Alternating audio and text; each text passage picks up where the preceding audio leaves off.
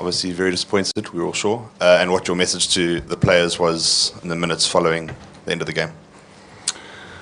Yeah, very disappointed. It almost feels like 2 years ago against New Zealand again, where we actually played a good game of cricket. I can't fault the game that we played today. We threw everything at New Zealand, possibly 20 runs short if you're really harsh on yourself, but it was a tough wicket. And in the field and in the ball, the guys tried for 50 overs, and that's all I can ask for. There was a great intensity.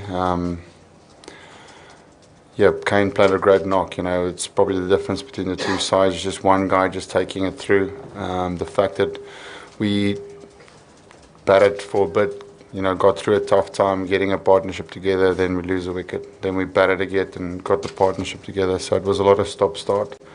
And with that, you lose out on 15, 20 runs. And that's what we were saying in the dressing room the whole time, was trying to get to 260, 270. That would be a really good score. So we did feel like we were just a little bit under where we wanted to be, but still runs on the board. If we bowl well, it will be a tough score. And the message from me the whole time was just for the guys, the whole time, just to keep them in the game. Even though if someone batted well or played a few good shots, it was just to keep the intensity in the field. And I can't fault that. I do believe he threw everything out there with the ball especially. So well played to Kane. I thought it was a really good knock, showing how to put an innings together on a pitch that you need to decide when to push and when to hold back. And he picked his bowlers. He targeted a few overs in the game, and the rest he just ticked it off. So really good chase from him. Faf, replay showed that Kane did nick that ball off Imi's last over, the last ball that Imran he celebrated, but Quinny didn't seem to move. Were you guys aware that he did nick it afterwards? And could that have been changed the game? No, we didn't. We weren't aware of it. I think I was at Long on at the time. And yeah, I go on Quinny. Quinny is the closest to the action. He's always my go-to man. And both the LBW shout, and I just thought it was a plain miss. I just heard about it now at the post-match with Pommy, that he said he had a faint nick on it. But even Kane said he didn't know he had a fainty on it. He would have referred it. So you can't. That's not where the game was won and lost. We had, I think, 20 runs short. And then we had one or two really, really tough half chances. If it was a perfect game, if you took that and Kane was out, the game would have been really tight. But yeah, it's that for me. That's not the difference to today.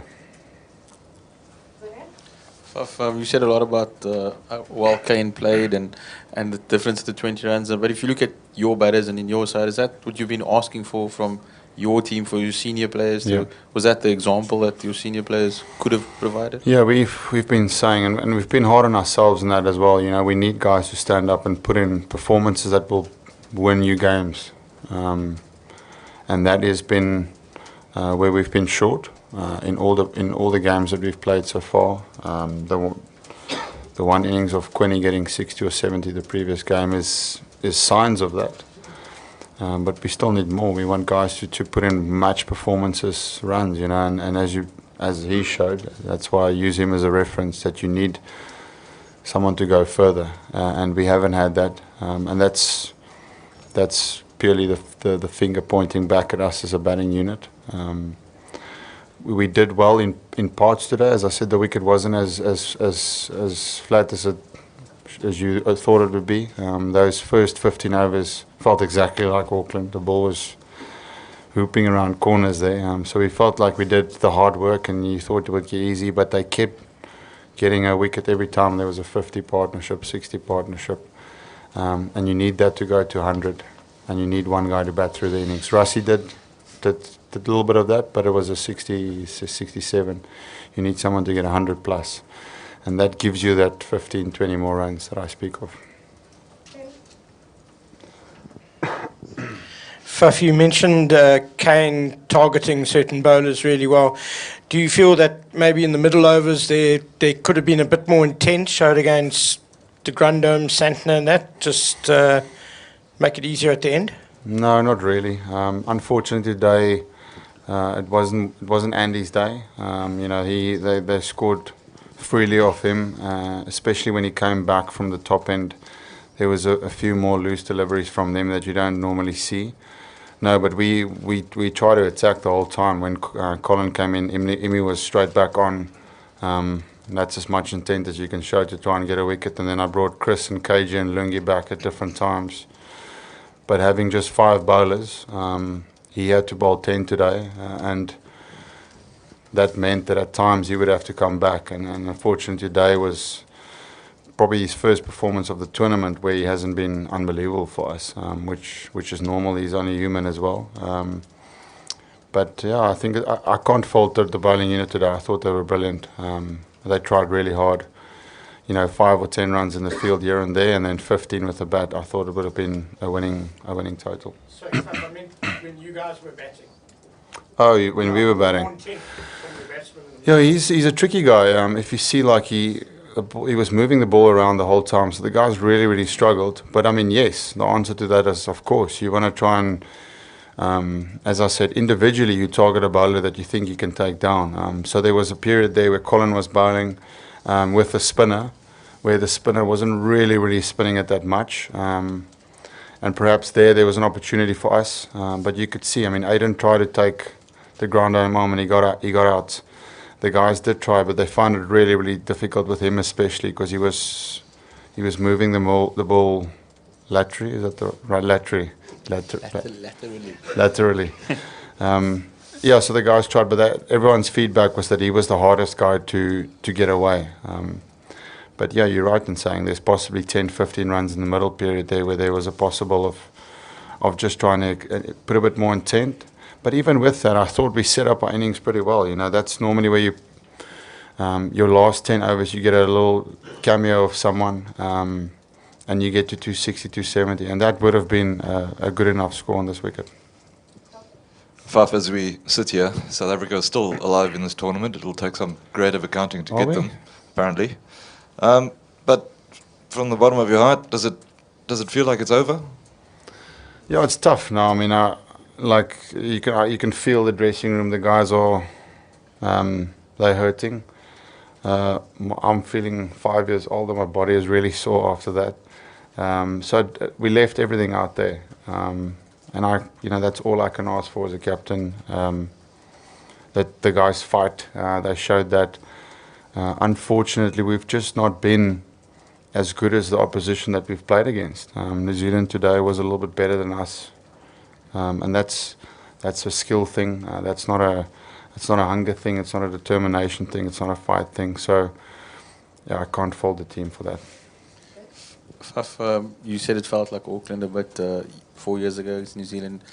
4 years previously it was in Dhaka. Again, New Zealand. What is it about this team that South Africa just can't get past? No, I think New Zealand is an excellent tournament team. If you look at statistically how they've played tournament cricket.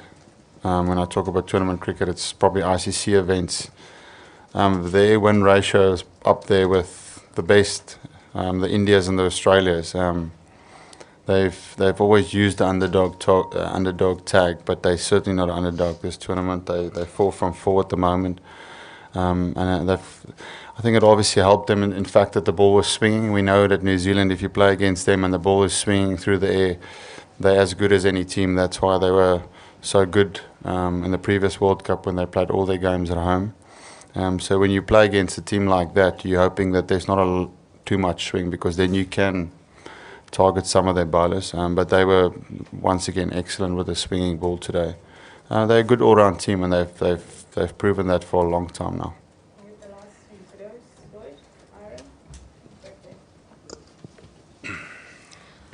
Faf, you've kind of touched on it a little bit, but just in terms of, you keep saying, we haven't been as good as the opposition that we've played. What do you think you can put that down to? Is it preparation in the lead-up? Is it the last 4 years? Like, just what is it? No, it's just pure numbers on the board. Batters getting the runs that they should. If you look at opposition, there's been big runs scored by batting lineups. You know, we've got a pretty youngish batting lineup. If you take Rassie, Aiden, guys like that, even Andy to a degree hasn't. You know, he's going really good with his cricket, but he's young in terms of putting innings together. So I think if you compare our batting lineup, especially our batting lineup, to other batting lineups around the world, purely on a numbers point of view, that doesn't stack up with the rest of the world in terms of numbers. So we're not as experienced perhaps as other teams when it comes to that. But yeah, the reason why I say not as good as other teams is we're just not producing scores or innings that can win you games. I think the bowling they've been fighting this whole competition, probably bar the Bangladesh game where we were a little bit off. We need more runs. Faf, England have spoken a lot about their kind of 4-year plan and the clean-up that happened after 2015. Does South African cricket need something like that in terms of plans for 2023, starting immediately after this tournament and kind of picking players with the 4-year plan in mind? I think that will happen naturally with quite a few guys at the end of their careers. So you're probably getting 3 or 4 guys getting away from that, and then you will, you know, depending on Cricket South Africa, how they feel in terms of what they believe is a good way forward. You know, they might want a complete change. You know, those are things you sit down and talk about. For me, it's just finding we've got some young players, so there's a future there. The young guys, you know, I've really backed them this tournament. I think they've got a great future ahead of them. Rassie has shown that he's the real deal. I think he's got leadership capabilities as well. He's standing up to be a strong man in a big tournament for us. You know, Andy has done well as a young guy. Aiden we know the kind of player he is. He showed signs today that he can do it. So, yeah, it naturally will happen. You'll probably lose 6 or 7 players after this tournament. Whether you want to change more than that, no, I don't think you need to do more than that.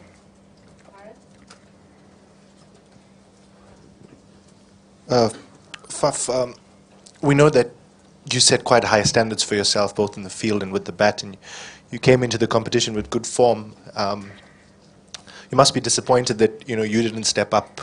As far as runs are concerned, you got starts but didn't kick on. No, definitely. And just a message to the fans back home. Okay. Yeah, batting. I'm in the same category as the stuff that I've been saying. When I speak about putting your hand up and putting performance, I don't point my finger away. I point it at us as a unit. And certainly, I need to be the leading run scorer in our batting unit with Quinny. Probably, that's been happening the last 2 seasons. I am feeling good. Just a case of making those starts, turning them into scores. Today was, got to give credit, it was a pretty good ball. But I know my big score's around the corner. I'm feeling good, hitting the ball nicely. But yeah, I'm part of the guys not putting enough runs on the board. Sorry. Second, there was this message to the fans is quite a tricky one. But yeah, the guys are fighting. That's all I can say. I know South African people are very passionate, and they're obviously probably a little bit angry at the moment, and rightly so. As a team, we take that on the chin. We're not pointing fingers anywhere or anywhere else. But as I said, as a team, we're just not as good as the other teams at the moment. And that's our mistake. So we take it on the chin. Faf, in a tight game like this and in a World Cup, do you think that you miss premier batsmen, a world class batsman like Ken Williamson today, or a Joe Root or a Virat Kohli, somebody who can take the game away? Yeah, that's what I said. If you look at our batting unit, our top 6, we've got some future talent and some promising players. But if you put our top 6 and you put the other top 6s around the world, purely on a numbers point of view, we won't be in the top 3 when it comes to that. So a lot of guys are starting their journey. So, I mean, yes, obviously you can say you want more players with more experience and more runs, but it's not an option. I'm sure what you'll tell your teammates to, you'll sort of console your teammates, but what do you do? We know you're a cool guy, but how do you sort of react to this? Do you get emotional? Would you get emotional? Or you're from Lance Klusner's school who said no one died, it's just a game. How would Faf Du Plessis be in the hotel room tonight? Yeah, good question. I said that when we got to this tournament that if you put everything out there and a better teams beat you, then life will go on. And that's I don't hide away from the fact that I'm not disappointed. Obviously, I'm extremely disappointed. Cricket means a lot to me, and the performance of this team means a lot to me. But I certainly can't, if results don't go our way, start running in the other direction. That's not my character. So I'll keep pushing forward and facing north, and hopefully that will, be good for the team in ways that will be good for myself as well.